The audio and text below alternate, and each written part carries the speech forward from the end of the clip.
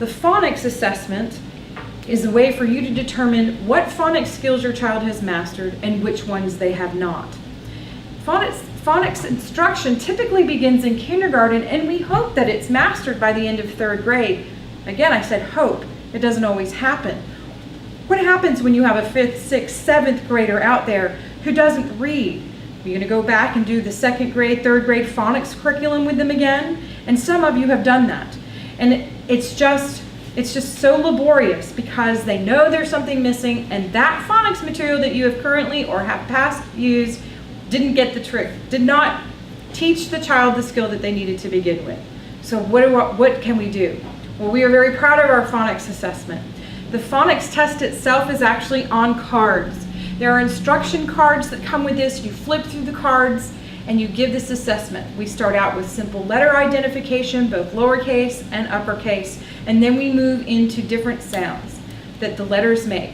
Now, we will not only assess short vowels, but we will use what we call nonsense words, because I want to know, has your child memorized the word or do they understand the rule to be able to decipher a word that isn't even real. The scoring guide is this book here. And this book allows you to take notes for each child that you give this assessment to determine what phonics skills they've actually mastered and which ones they're laboring in. Now, think of it this way. You can decide, we've got some phonics holes, I don't know what they are, and you can do the whole phonics curriculum over again with the hope of hitting those holes when you do the broad. This actually allows you to narrow in on what your child still has not mastered and then go into the activity book and teach it directly. So if you have a silent E problem or an R or L controlled word, you can go in and work on those specifically. In our phonics book, again, you will find multimodality activities. Every activity in our book is going to be marked with a visual that allows you to see, is this an auditory activity? Is it a visual? Is it kinesthetic? Am I going to move with it? Am I going to touch it? And so that will help you because you know your learner the best. You don't have to do all 10 activities.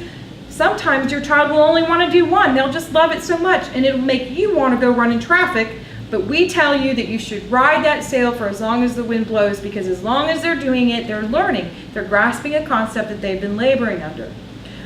If you need any lists of words, this goes for anything in the struggling reader, you will find all the lists of words that you will need for these activities in the back of each book. You will also find a list of materials that you would need. There's no need to run to Michael's or to Walmart. They're usually things that you can find around the house if you're going to do an activity. Again, I can assess my child in phonics, find out exactly where their holes are, and then I go into the activity book and I teach it specifically.